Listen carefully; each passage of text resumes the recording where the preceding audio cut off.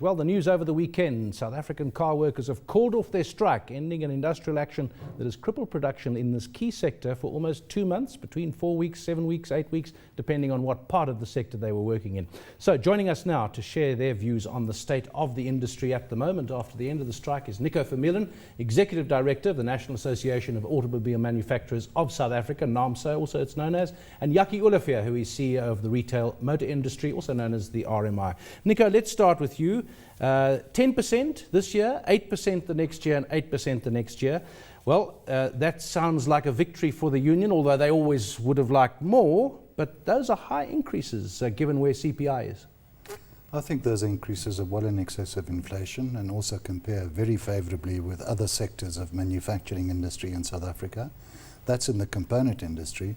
In the vehicle manufacturing industry, of course, the settlement was higher, 11.5% in year one, 10% in year 2 and 10% in year 3.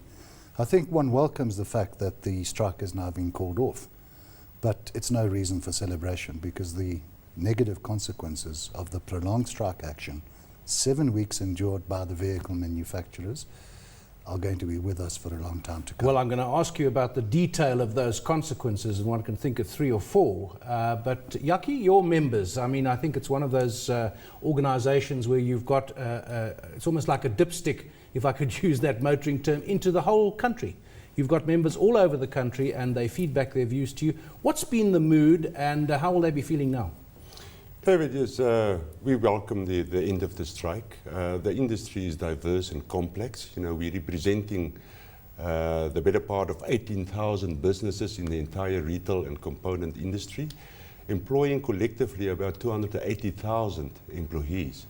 However, the strike by NAAMSA has been focused on the component industry. That's where, you know, the most damage has been done.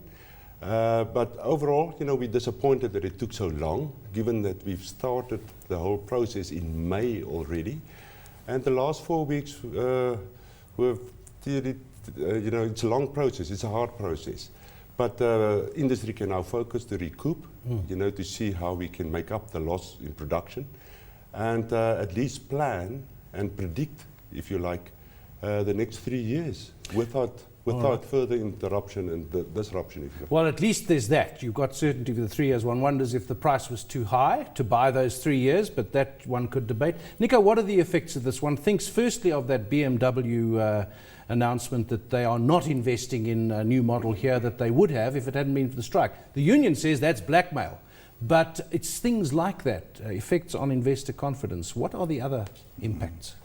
Fact of the matter is that this prolonged strike action has undermined and damaged South Africa's track record as a reliable supplier of automotive components and motor vehicles to international markets. Foreign investors, when they make investment decisions, look for, amongst other things, labour stability. And in an environment where they do not find labour stability, they tend to go elsewhere.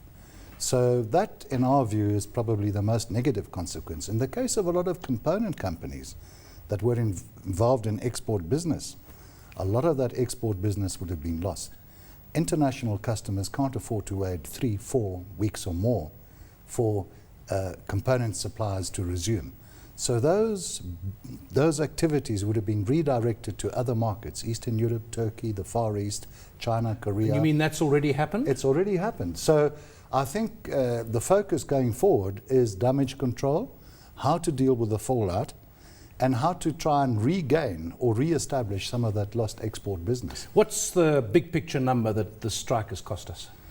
Well, here again, one's got to be careful coming up with estimates. We know that at original equipment vehicle level, it was 3,000 vehicles per day that was lost, and that's quite a significant... But can't they catch that up? Well, in part, but not completely, because there again, some OEMs had to redirect suppliers to other plants internationally.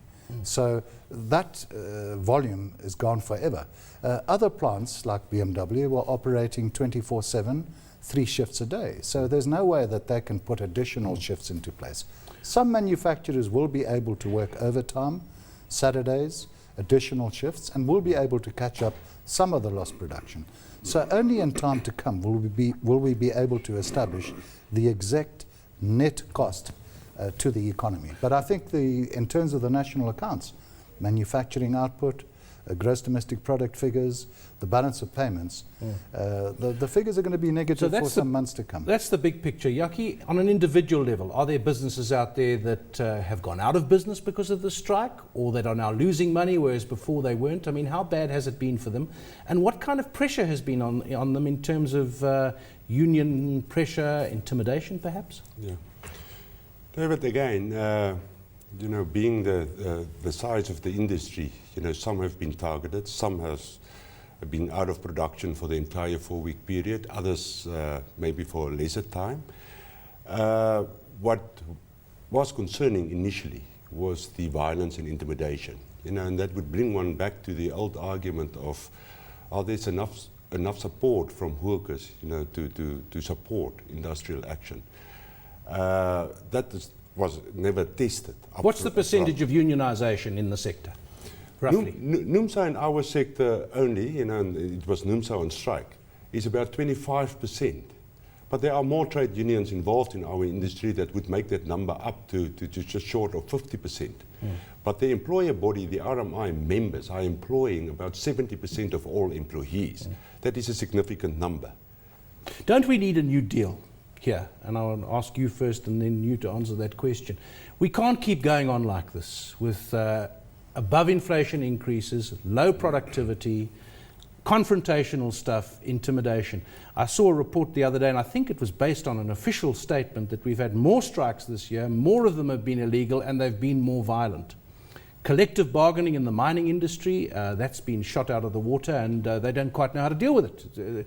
The guys running the mining industry have never known anything like it. So surely we need management. Maybe management's got to earn its money here, and it's got to come up with new ways of doing things. Absolutely. Just to put it in context, South Africa last year lost 3.3 million man days to strike action. The prolonged strike in the automotive industry, which incidentally in terms of duration is without precedent in the history of the auto sector in South Africa, and I think even in an international context it's probably without precedent. That strike alone will translate into about 1 million man days lost, both at component level and at vehicle manufacturing. But what are we going to do about this? Well, at the moment, of course, the model is centralized collective bargaining, industry level bargaining. And quite frankly, if one looks at it objectively, it's not delivering in terms of labor stability and collaboration. So I think there will have to be a strategic review, whether or not that model continues with perhaps a greater commitment on the part of both parties to work closely together. Because it strikes me that your organisation, NAMSA, your organisation, RMI, it's unusual to have sectors that are well represented as yours are. So you're in a position to lead and to change things, Yaki. You're also new in the job relatively, July, so you're a new broom following the retirement of Jeff Osborne from that position. Surely we've got to do things differently and do different things. Yes, indeed. At least we know that we should have peace and stability for the next 3 years. And we will do well if the leadership of the respective unions and employers and industry, all stakeholders. Is it a problem that government is too close to the unions and you don't actually have a three-way conversation but one against two? Yeah. Yeah, again, difficult. The whole Labour Relations Act is supporting collective bargaining as it is. And one of the stumbling blocks throughout the process, and which is very much still debatable, with NUMSA, is the so-called peace clause. And to put that into perspective, one would think, from a business perspective, that if you're in a centralized national bargaining environment, that you cannot continue bargaining after that process at plant level and being out on strike again.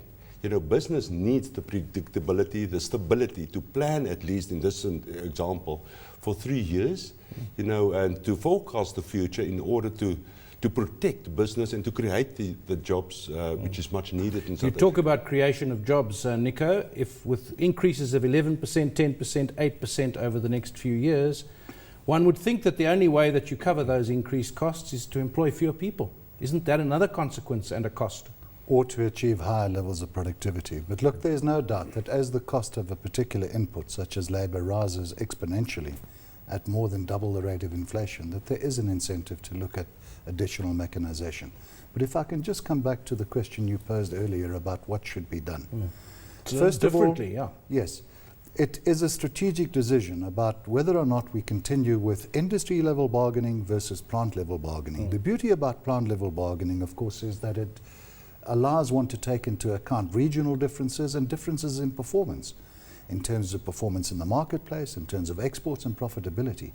The other major problem is the fact that presently the different sectors within the automotive value chain tend to bargain at different times. So vehicle manufacturers will bargain collectively with the unions and reach agreement, but then the component industry goes out. And fairly soon the tyre industry may be in dispute and in strike, and you can't build motor cars without tyres.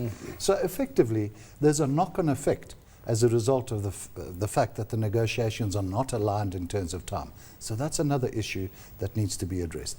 From a NAMSA point of view and an AMIA point of view, that's the Automobile Manufacturers and Employers Organization, the industry engaged the unions some 2 months in advance of the negotiations starting to talk about the broad challenges confronting the industry. We involved government, and there appeared to be a commitment on the part of all parties to work together and to try and resolve the IR issues in a cooperative, but that peaceful wasn't way. followed through. And it wasn't followed through, regrettably.